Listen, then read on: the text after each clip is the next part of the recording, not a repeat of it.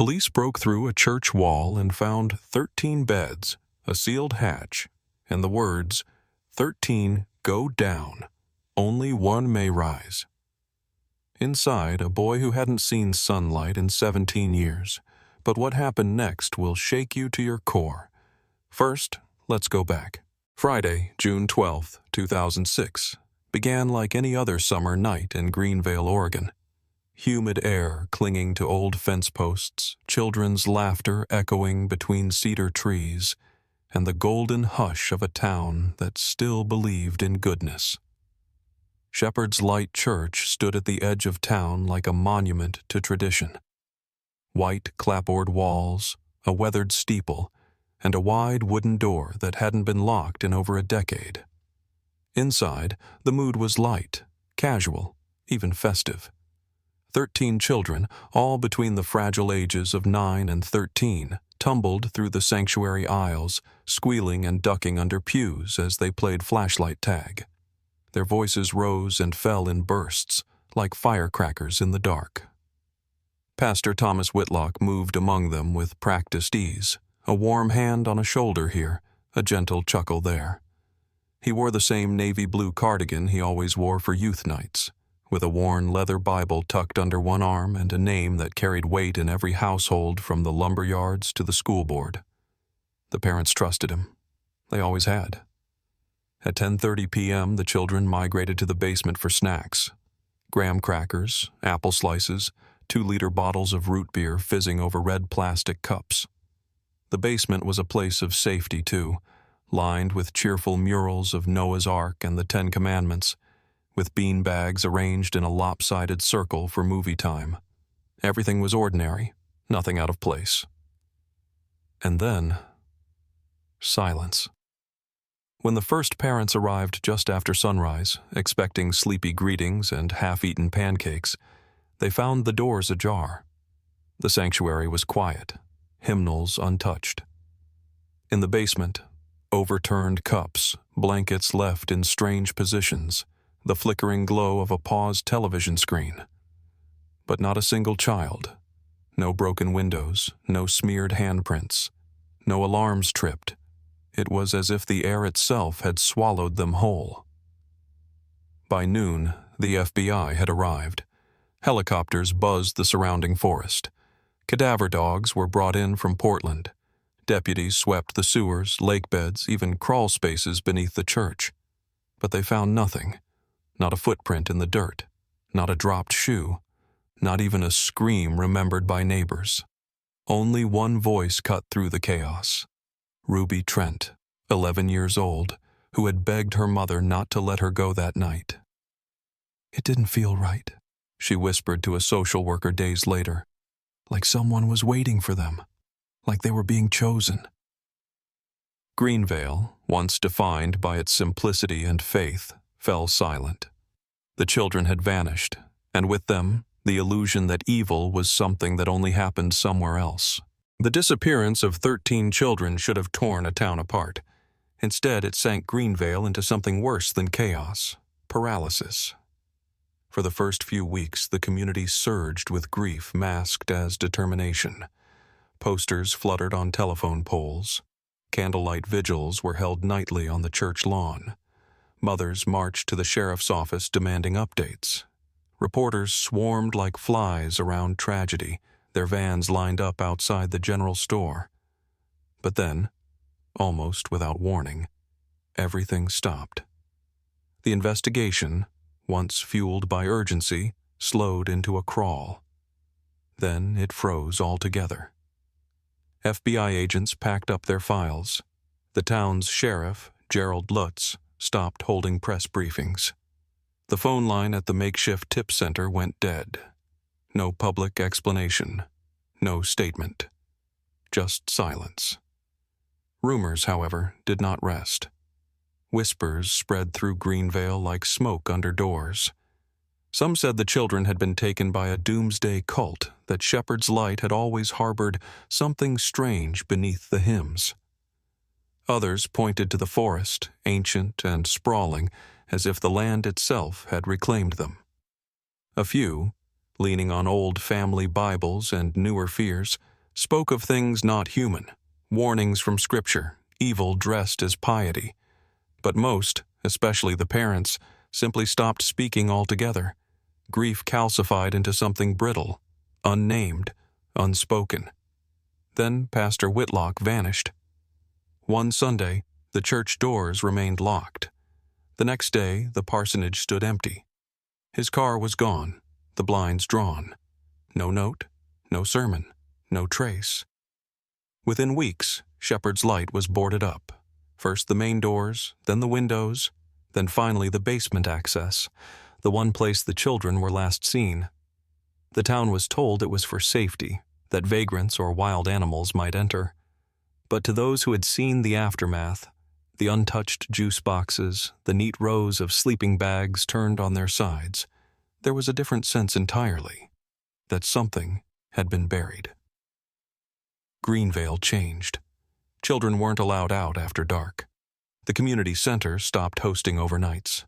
At school, any mention of the lost 13 was redirected with tight smiles and abrupt subject changes. An entire generation grew up walking past a boarded church they were told never to enter, never to ask about. And so the absence took root, not as a wound, but as a shadow, ever present, unexplained. Even in whispered prayers, no one said their names.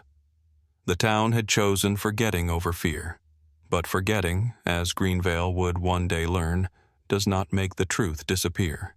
It only makes it hungrier. Ruby Trent had spent her entire adult life pretending to be ordinary.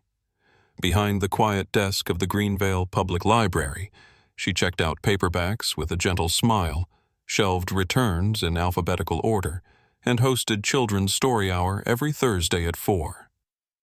But beneath the soft cardigans and mild voice lived a furnace that had never gone out, a rage so old it had turned cold, compressed, sharpened. She had been 11 the night the others disappeared. Fever kept her home. Her mother thought it a mercy. Ruby never did. In secret, she had spent years building a shrine, not of candles and crosses, but of facts, fragments, and the things no one wanted to see. Newspaper clippings with blurred photographs, handwritten notes from interviews she'd begged from tired officials, faded class photos where 13 faces were marked with a red pen. It all lived in a thick red binder labeled Children of the Light, a title half sarcastic, half sacred. She carried it in her bag every day, as if some part of her expected to open it and suddenly, finally, understand. By 2023, the town had moved on completely. The boarded-up church was now wrapped in ivy. People whispered about converting it into condos. But Ruby had never stopped looking. She scoured the town archives, court records, property maintenance logs, anything with a date and a name. That's when she found it. A mold-stained, typewritten maintenance report from June 13, 2006. One line jumped out like a scream beneath glass. Frank S. called 7:22 a.m. Reports muffled voices behind east wall of basement. No action taken.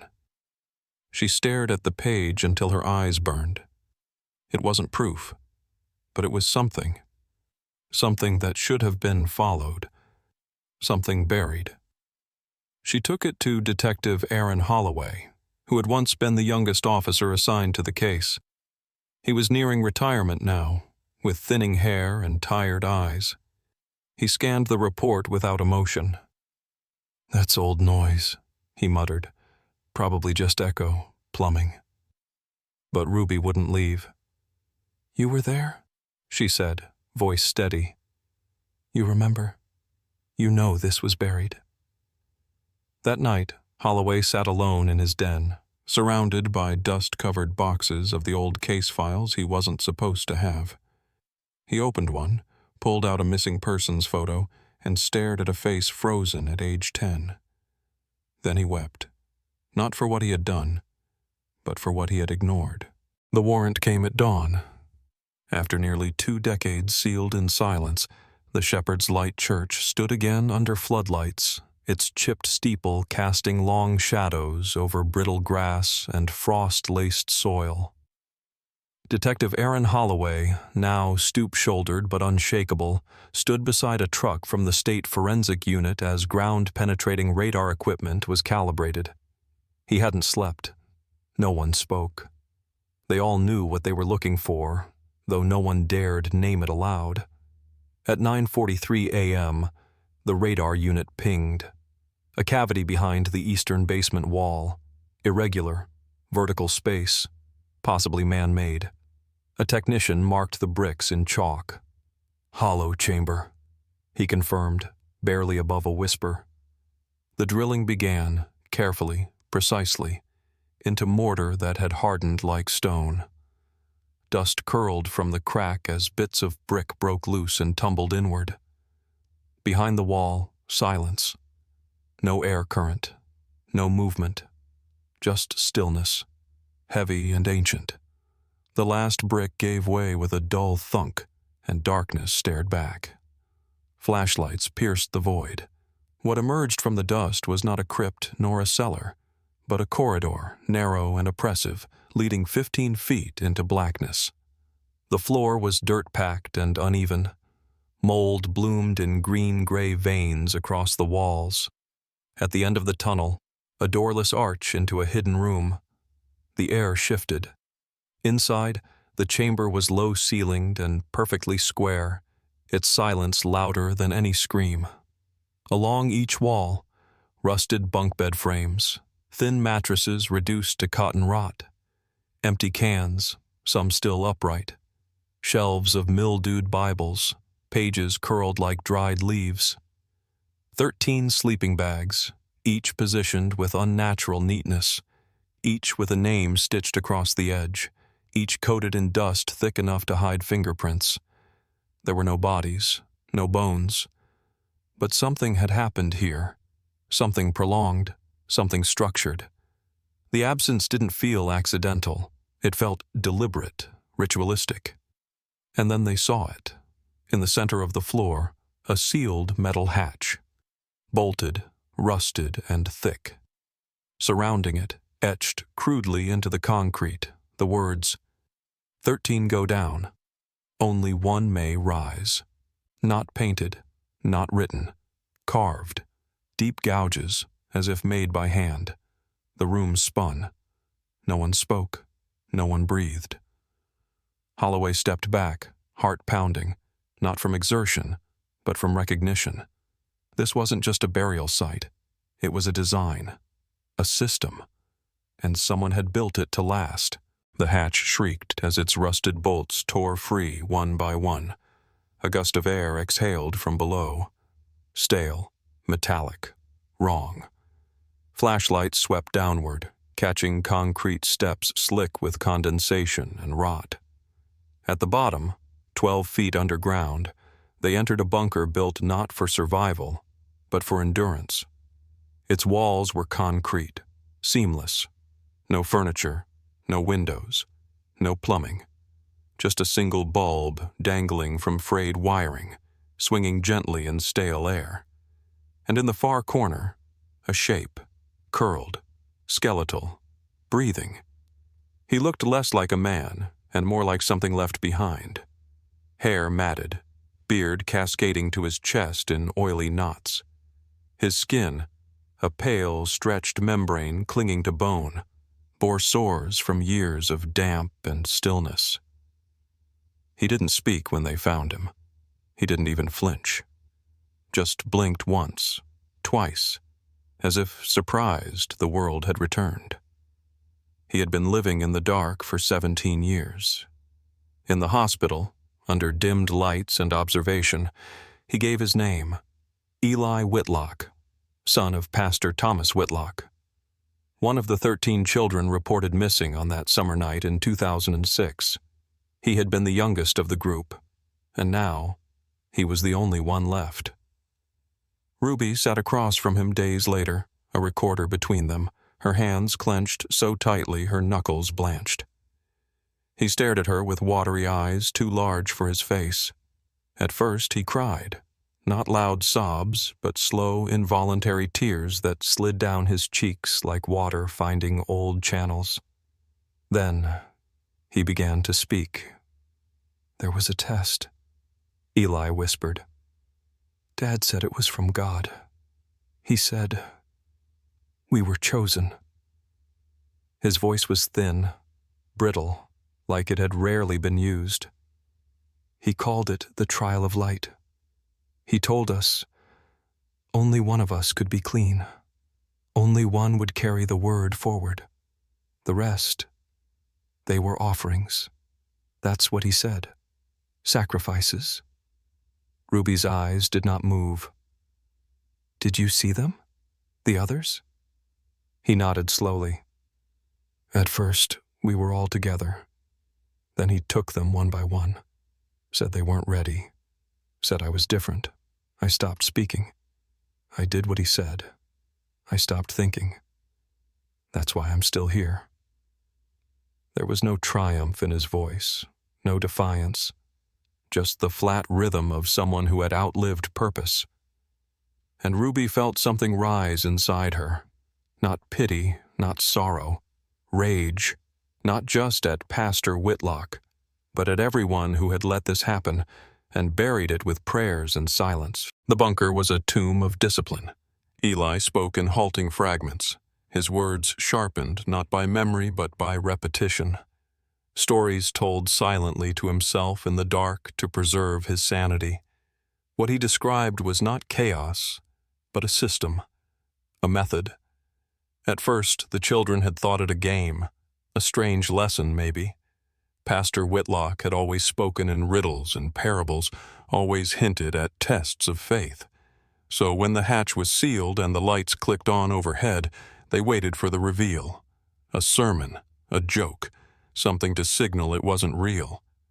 Instead, a tray of bread and canned beans was lowered on a rope.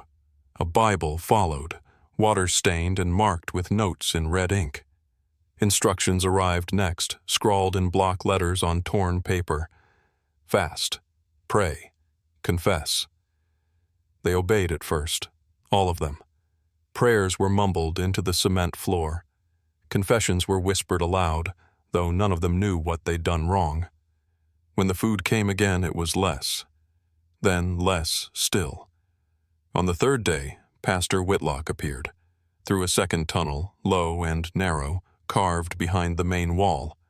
He didn't greet them. He preached. Hours-long sermons about purity, about fire and cleansing and the burden of the flesh. He didn't speak like a father. He spoke like an executioner. Each time he came, he took one child away. He said they'd been chosen, that they were going to ascend. The door would close. They would never return. The others stopped speaking. Even the younger ones understood. Crying marked you. Resistance marked you faster. Some pleaded. They were chosen next. Some fought. They were dragged screaming into the tunnel. Eli remembered the echo of fingernails against stone, the way the light bulb swung violently after each visit, as if it too recoiled in shame. He learned quickly. Stillness was survival. Quiet was safety. He prayed louder than the others. He confessed made-up sins. He wept on command. He made himself small. Eventually, even the pastor stopped coming. The sermons ceased. The food tray lowered once more. Then never again. The bulb began to dim, then blink, then darkness. And still, Eli waited. Time dissolved. Hunger rewrote his body. Madness circled like a vulture. He stopped measuring days and began measuring breaths. Footsteps never came. Voices never returned. The others were gone. And the silence, he said, was worse than anything his father ever preached. The moment Eli Whitlock's name was released to the press, the story detonated. Cult horror in Oregon. 13 children taken. 1 survivor found alive. The son who survived the light. Within hours, the headlines swept the nation like wildfire, igniting outrage, fascination, and horror in equal measure. Talk shows dissected the tragedy. Pundits speculated about religious extremism. News vans swarmed Greenvale, setting up camp at the rusted gates of Shepherd's Light Church, which now stood not as a sanctuary, but as a monument to betrayal. At the center of it all stood Ruby Trent, no longer just a quiet librarian or an obsessive daughter of grief, but a symbol. Her red binder, Children of the Light, was photographed, quoted, televised. She had screamed into silence until it finally broke, and the country listened. The FBI reopened the case within 24 hours. A task force was formed, scouring every known alias, financial trail, and property deed connected to Pastor Thomas Whitlock. The trail had gone cold in 2007, then resurfaced briefly in 2011 with a fake name tied to a post office box in Arizona. From there, it vanished again, until a tip from a former churchgoer in El Paso changed everything. The man now calling himself Daniel Worth had been preaching quietly for 8 years at a roadside chapel outside San Angelo, Texas. He ran a small ministry with no digital footprint, no website, and a strict invitation-only attendance policy. Locals described him as intense, deeply spiritual, and private. No one asked where he came from. They only knew that he spoke often of purity, trials, and the chosen. He was arrested mid-sermon. Body cam footage would later show him still gripping a weathered Bible, eyes lifted toward the ceiling as federal agents descended. He offered no resistance, no panic, only a single sentence as he was cuffed. The seed was planted. The harvest has only begun. His mugshot captured a man aged far beyond his years. Gaunt, his face carved with deep creases, eyes devoid of fear or regret. Cold, untouched. Under interrogation, Whitlock remained eerily composed. "I did not kill anyone," he insisted. "They were destined. I merely followed the voice of the Lord." No remorse, no apology. But the jury heard Eli's testimony. They saw the photos. They read the notes carved in concrete. And they answered with 13 unanimous verdicts of guilty. One for each name the world had tried to forget. The moment Eli Whitlock's name was released to the press, the story detonated. Cult horror in Oregon. 13 children taken. 1 survivor found alive. The son who survived the light. Within hours, the headlines swept the nation like wildfire, igniting outrage, fascination, and horror in equal measure. Talk shows dissected the tragedy. Pundits speculated about religious extremism. News vans swarmed Greenvale, setting up camp at the rusted gates of Shepherd's Light Church, which now stood not as a sanctuary, but as a monument to betrayal. At the center of it all stood Ruby Trent, no longer just a quiet librarian or an obsessive daughter of grief, but a symbol. Her red binder, Children of the Light, was photographed, quoted, televised. She had screamed into silence until it finally broke, and the country listened. The FBI reopened the case within 24 hours. A task force was formed, scouring every known alias, financial trail, and property deed connected to Pastor Thomas Whitlock. The trail had gone cold in 2007, then resurfaced briefly in 2011 with a fake name tied to a post office box in Arizona. From there, it vanished again, until a tip from a former churchgoer in El Paso changed everything. The man now calling himself Daniel Worth had been preaching quietly for 8 years at a roadside chapel outside San Angelo, Texas. He ran a small ministry with no digital footprint, no website, and a strict invitation-only attendance policy. Locals described him as intense, deeply spiritual, and private. No one asked where he came from. They only knew that he spoke often of purity, trials, and the chosen. He was arrested mid-sermon. Body cam footage would later show him still gripping a weathered Bible, eyes lifted toward the ceiling as federal agents descended. He offered no resistance, no panic, only a single sentence as he was cuffed. The seed was planted. The harvest has only begun.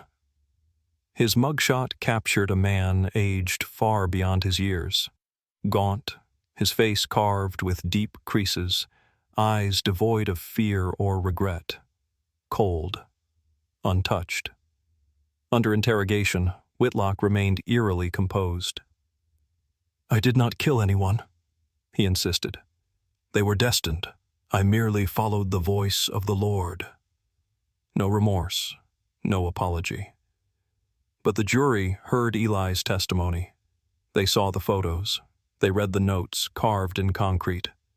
And they answered with 13 unanimous verdicts of guilty. One for each name the world had tried to forget.